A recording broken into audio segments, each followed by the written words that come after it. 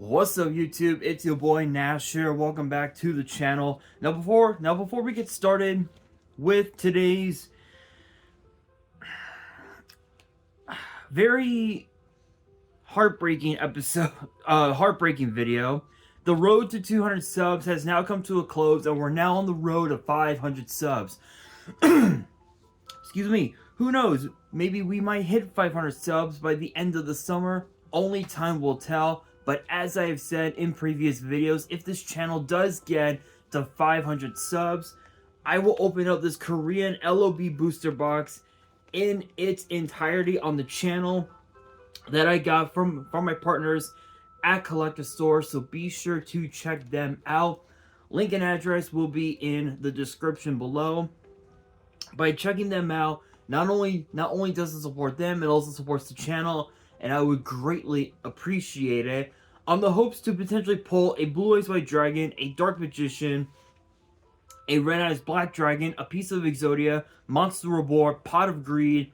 The possibilities are out there. However, if this channel gets to 1,000 subs, I will open up this first edition Toon Chaos box in its entirety on the channel that I also got from my partners at Collector Store, on the hopes to potentially pull a collector's rare out of the set, much similar to what I pulled out of my Genesis Impact box that I opened up last year, which is this Beat Cup from the Underworld. This thing looks absolutely beautiful. Obviously, this is definitely going to go up in price because of the fact that with all of the new dark-based decks that are in the format, this could come in handy. So definitely pick yourself up a few copies. As for me, I'm going to be getting my copy graded, but I never really came up with a good opportunity to do so. Excuse me. But with that being said, if you guys want to see these boxes get opened, maybe you guys want more episodes of WWE's Biggest Issue. Maybe you guys want more episodes of Yu-Gi-Oh's Biggest Issue, deck profiles, card discussions, WWE topic videos, or maybe, just maybe, you guys want some premium live event predictions and results.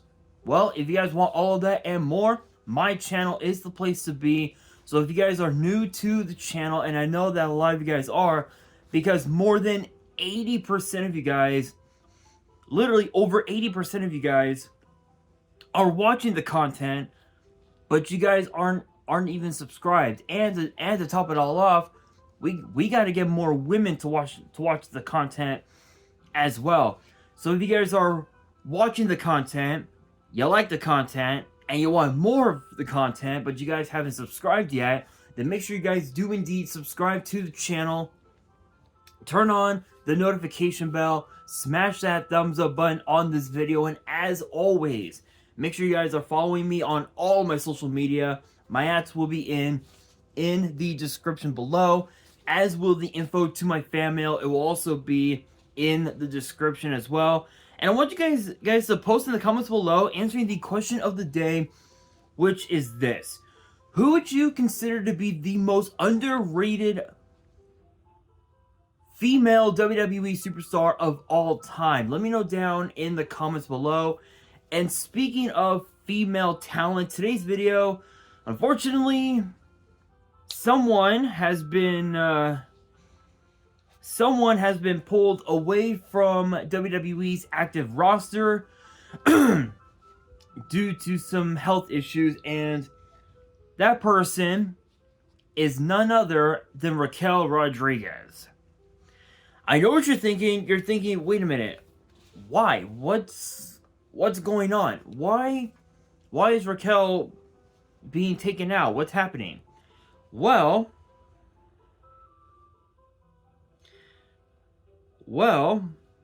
unfortunately for Raquel, she has been pulled from the active roster due to the fact that due to what happened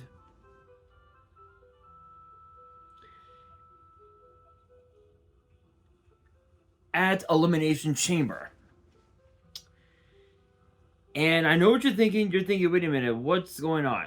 Well, unfortunately, unfortunately,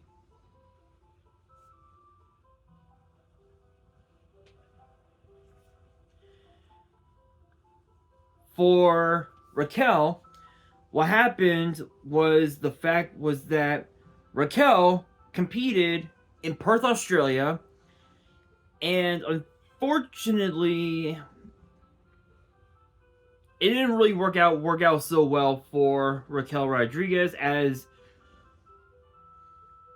excuse me, as we found out that she was diagnosed with mast cell activation syndrome. And to show you guys what I mean by that, I'm trying to find a clear case of that involving Raquel. Hang on. Mast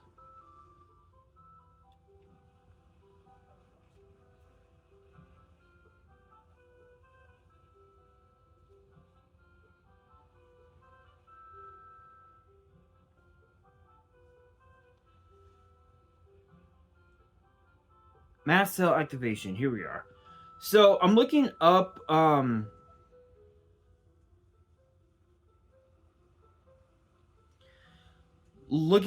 what it is, and basically it's like a it's basically having it's kind of like having really bad allergies, I guess, if you will. And unfortunately, Raquel Rodriguez suffered that. And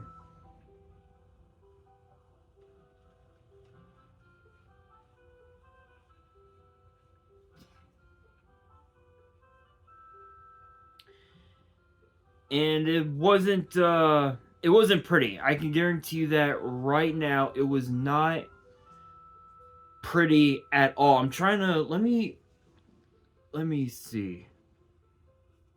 Elimination Chamber 2024.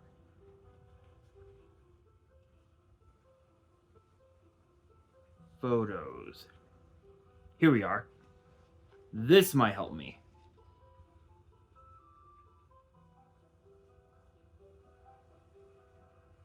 Nope, that did absolutely nothing for me. Oh, well, maybe it did.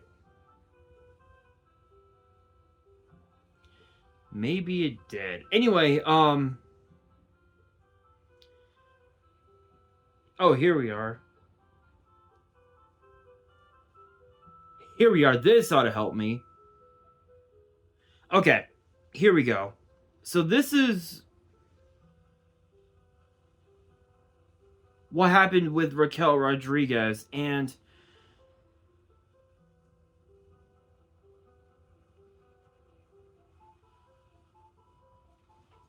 I don't know how to describe it, but basically her whole face was like kind of looked like it was puffed out. It was completely red. It was just it was horrifying to see. And unfortunately, because of that, she was taken out. She was she ended up having to leave WWE because of her mast cell activation syndrome. Excuse me. And is currently on a speedy recovery to coming back to WWE. However,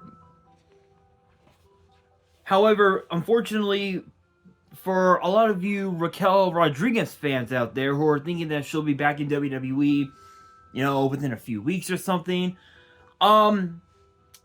unfortunately, according to PW Insider, they reported saying that she is no longer on the active roster. So I'm assuming it means that she's been injected into the she's been injected into into the, if I remember correctly, she's now been injected into the WWE alumni section, just like Ridge Holland did as of last night on NXT. Big shoutouts to Ridge. I can't say I blame him.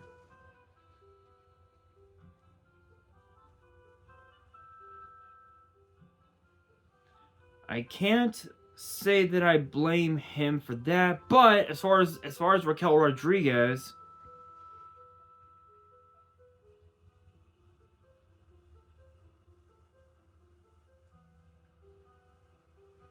oh, okay. Well, apparently she hasn't been switched over to the alumni section, but Reg Holland, on the other hand,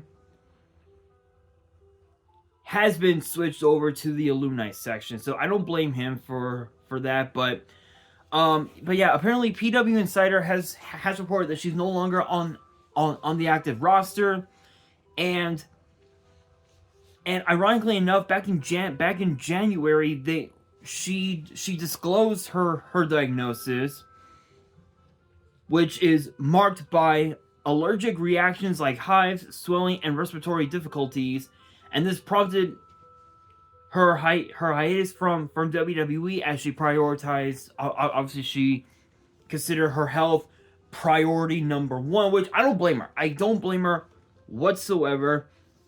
And unfortunately, her condition actually resurfaced right around the time of the Elimination Chamber in Perth, Australia, where she competed, and even though the match was won by Becky Lynch, Raquel Rodriguez still fought through that pain, and now with WrestleMania literally just a week away, one has to wonder what's next. So, in my honest opinion, I'm gonna be honest, this was something that I did not expect, because because for a lot of for a lot of I don't want to say fake wrestling fans, but I'll say for people, I'll just say it like this, for people who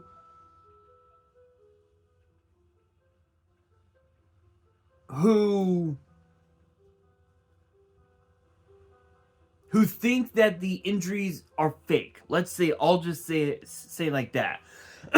They've gone on to social media and said that Raquel, probably has said, said that Raquel is faking her illness, I guess, and saying that, oh, she'll be back before you know, in a couple weeks, she'll be back. Here's the thing, I'm gonna look it up. I actually want to look it up. Mast, let's see.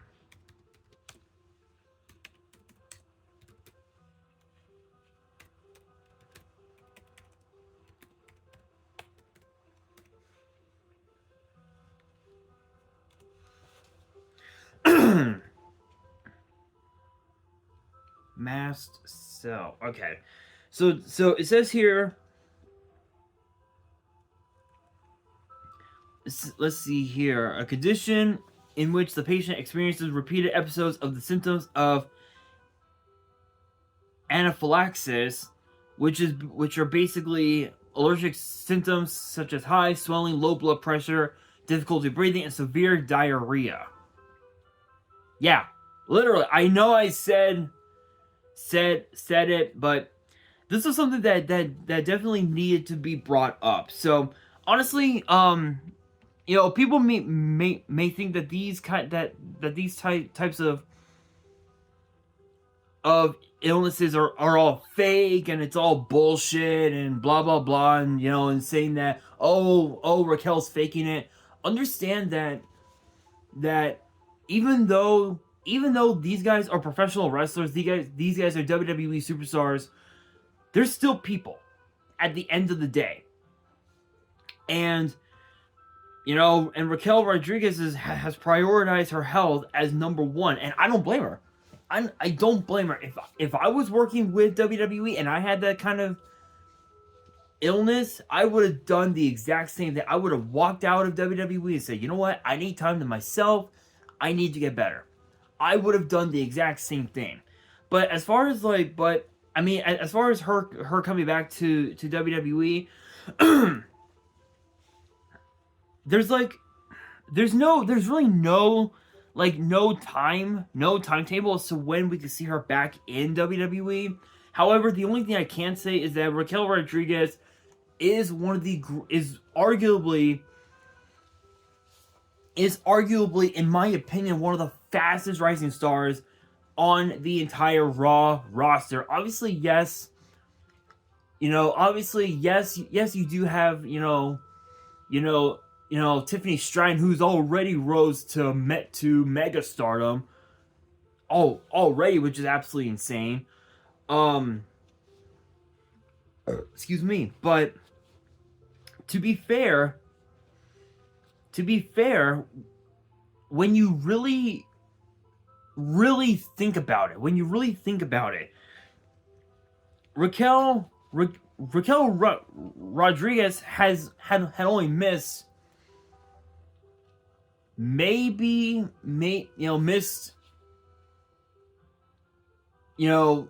or rather had been sidelined with injuries at least once, maybe twice, and that's it, which is insane. That proves that Raquel is in with her work. So as far as when we could see her back in WWE,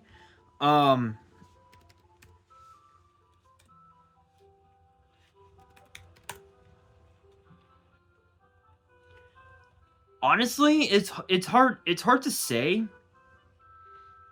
But I'm assuming that we'll probably see her back in WWE, possibly within the next couple of months, maybe in time for Money in the Bank, perhaps. I know that there's been a lot of rumors going around saying that they're not, that with Money in the Bank, with both the women's and the men's Money in the Bank ladder matches, they're gonna involve superstars that have been in the match before but have never won the briefcase. So, and Raquel Rodriguez has been talked about for being one of them. So it's possible, but we'll have to wait and see. But shout outs to Raquel Rodriguez.